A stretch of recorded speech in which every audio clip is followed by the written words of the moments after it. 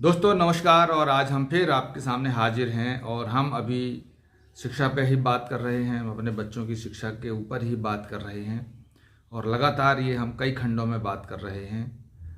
और ये इसलिए क्योंकि ये बेहद ज़रूरी बात है। शिक्षा ही बुनियाद है तरक्की की, किसी भी देश की, किसी भी समाज की। इसलिए बहुत ज़रूरी है कि हमको शिक्षा में अपनी समझ बनानी पड़ेगी और बच्चों के क्या अधिकार हैं उन पर भी बात करनी पड़ेगी। तो इसी श्रृंखला को हम आगे बढ़ा रहे हैं और आज हम बात करने जा रहे हैं। इसलिए निःशुल्क एवं अनिवार्य शिक्षा का अधिकार अधिनियम 2009 आया था। उसका आर्टिकल 21 कहता है कि प्रत्येक स्कूल की एक शाला प्रबंधन समिति होगी। शाला प्रबंधन समिति का मुख्य जो कार्य है वो स्कूल से संबंधित सभी तरह के कार्य उसको दायित्व सौंपे गए हैं। और शाला प्रबंधन समिति का जो गठन है वो जो बच्चे पढ़ते हैं उन्हीं पालकों में से जो है वो चयनित होते हैं। और उनमें महिलाओं की भी एक अनुपात है, 50% महिलाएं होती हैं। और शाला प्रबंधन समिति का जो सचिव है वो वहाँ के जो शाला प्रमुख होते हैं वो होते हैं। तो बहुत ही महत्वपूर्ण संस्था है। तो हम शाला प्रबंधन समिति के बारे में आज चर्चा कर रहे हैं। तो शाला प्रबंधन समिति सबसे पहला काम तो ये देखेगी कि उसके स्कूल में कितने शिक्षकों की पद स्थापना है। ये पता लगाए कि जितने शिक्षक उस स्कूल के लिए नियुक्त किए गए हैं क्या उतने हैं या कहीं और काम कर रहे हैं। नाम स्कूल का है, पद स्थापना स्कूल में है और वो कहीं और काम कर रहे हैं। अगर वे ऐसा कर रहे हैं तो शाला प्रबंधन समिति को हक है कि वो तुरंत एक पत्र लिखे और अपने शिक्षक को उस कार्यालय से वापस बुलाए और स्कूल में जो उसकी मुख्य जिम्मेदारी है बच्चों को पठन पाठन की, उस पर ध्यान दे।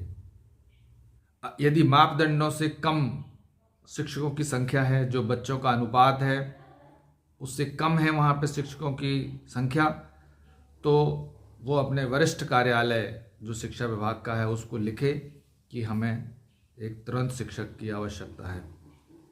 वो कहता है कि शिक्षकों से गैर शैक्षणिक कार्य नहीं कराए जाएंगे।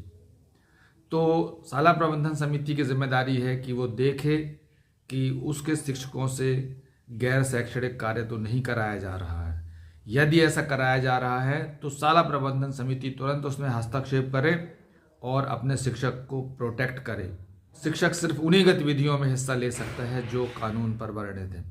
कानून ये कहता है कि गैर शैक्षणिक कार्यों में जो 10 वर्ष में जनगणना होती है उसमें शिक्षकों को तैनात किया जा सकता है, या फिर जो 5 सालों में चुनाव होते हैं उस पर शिक्षकों की तैनाती की जा सकती है। इसके अलावा यदि कहीं कोई कभी बड़ी दुर्घटना होती है, प्राकृतिक होती है, आकस्मिक कोई दुर्घटना घट जाती है तो उसमें सहयोग के तौर पर शिक्षक काम कर सकते हैं। इसके अलावा शिक्षक और कहीं भी किसी भी स्तर पर गैर शैक्षणिक कार्य नहीं कर रहे हैं। शिक्षक बच्चों के पढ़ाने लिखाने के लिए है, उनकी गरिमा है। वो किसी के ऑफिस में बाबूगिरी करने के लिए शिक्षक नहीं है। और ये शिक्षकों को भी चाहिए है कि यदि वो कहीं यहाँ वहाँ लगे हुए हैं तो वो वापस आके और अपना जो उनका मूल काम है उस पर ध्यान दें। शाला प्रबंधन समिति का ही मुख्य कार्य है कि स्कूल के विकास के लिए प्रयास करे। वो देखे कि हमारा स्कूल कैसे बेहतर ढंग से संचालित हो सकता है, हमारे स्कूल को किन किन चीज़ों की आवश्यकता है।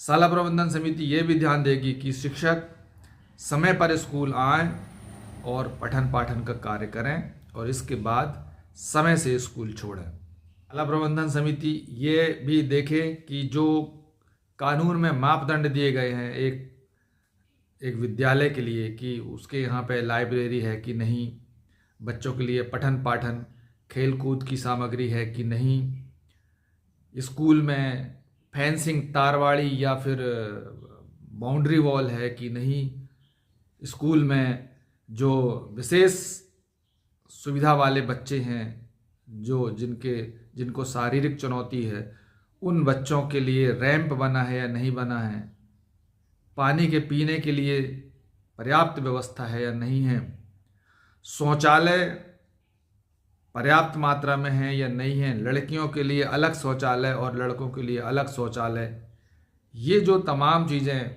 वर्णित हैं कानून में, उनको देखे, उनकी मॉनिटरिंग करे, और यदि इनमें से कोई चीज़ कम है तो तुरंत पत्र लिखे, शाला प्रबंधन समिति अपने मीटिंग में ये सब तय करे और मांग करे। ये सबसे अहम काम है शाला प्रबंधन समिति का। शाला प्रबंधन समिति ये भी देखे कि जो बच्चे प्रॉपर स्कूल आ रहे हैं, नहीं आ रहे हैं, यदि नहीं आ रहे हैं तो उनके माता पिता से बात करे, माता पिता की मीटिंग ले, उन मीटिंग में समझाइश दे, और जिससे बच्चों को अच्छी शिक्षा, गुणवत्तापूर्ण शिक्षा मिल सके। इतना महत्वपूर्ण कार्य शाला प्रबंधन समिति का है। शाला प्रबंधन समिति ये भी देख सकती है कि छुट्टियां स्कूल की कब होना चाहिए। जैसे कि यदि कोई स्थानीय त्यौहार है तो शाला प्रबंधन समिति को अधिकार है कि वो स्कूल की छुट्टी कर सकती है, या फिर शाला प्रबंधन समिति को ये हक है कि अनावश्यक छुट्टियां ना हो, बच्चों के पठन पाठन में दिक्कत ना हो। भी देखिए कि जो हमने पिछले एपिसोड में बात किया था कि जब खेतों में काम होता है तभी स्कूल में प्रवेश शुरू होते हैं, जब खेतों में कटाई होती है स्कूल में अर्धवार्षिक परीक्षा शुरू होती है, जब खेतों में चना गेहूं की दलहन तिलहन की कटाई होती है तब स्कूल में वार्षिक परीक्षाएं शुरू होती हैं। तो शाला प्रबंधन समिति ये देखे और ये मैचिंग करे कि जब समुदाय में वर्कलोड है, समुदाय में जब काम है, उस समय स्कूल की छुट्टी भी कर सकती है, और जब समुदाय में काम नहीं है तो उस समय स्कूल को चालू भी कर सकती है। कुल मिला के जो शाला प्रबंधन समिति का बहुत अहम रोल है, मुख्य रोल है, और यदि शाला प्रबंधन समिति को ठीक से प्रशिक्षण दिया जाए, ठीक से शाला प्रबंधन समिति को उसके हक और अधिकारों के बारे में बताया जाए, तो निश्चित तौर से जो